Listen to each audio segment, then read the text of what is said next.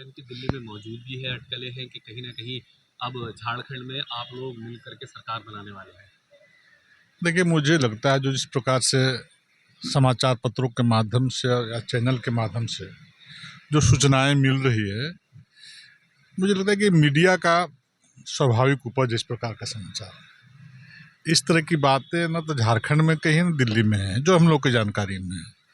इसलिए मैं नहीं समझता हूं कि अभी की परिस्थिति में इस प्रकार का कोई विषय है।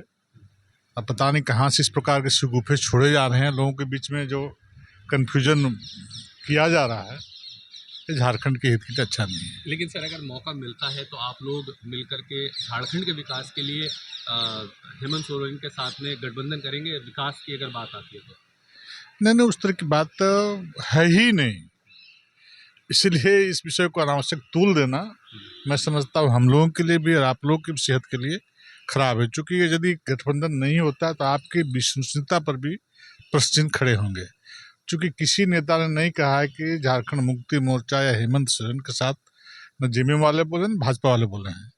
इसलिए इस प्रकार की बेबुनियादी बातें से बचना चाहिए मीडिया को भी और लोगों को भी जो सोशल मीडिया में चला रहे हैं।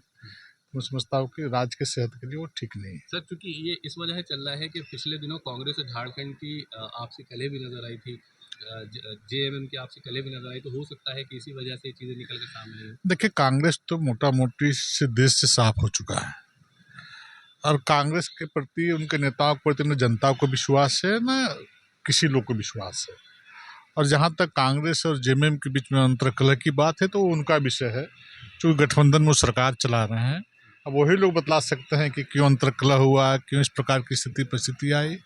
चूँकि कांग्रेस का स्वभाव रहा है कि जिसके साथ भी रहती है उस राज्य को अप्रत्यक्ष रूप से सरकार में रह करके, प्रत्यक्ष रूप से सरकार में रह करके वहाँ के संसाधनों को चूसने का काम, लूटने का काम करती है।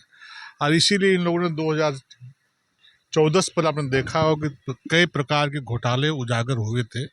उसमें ईडी कार्रवाई कर रही थी, सीबीआई कार्रवाई कर रही थी, तो उसमें वही उनकी सरकार थी, फिर भी ईडी सीबीआई कार्रवाई कर रही थी।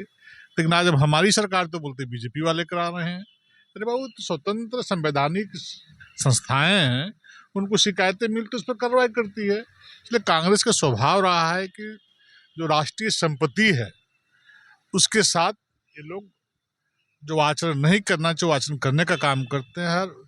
राष्ट्र की संपत्ति को ये लोग दोनों हाथ से लूटने का काम करते हैं।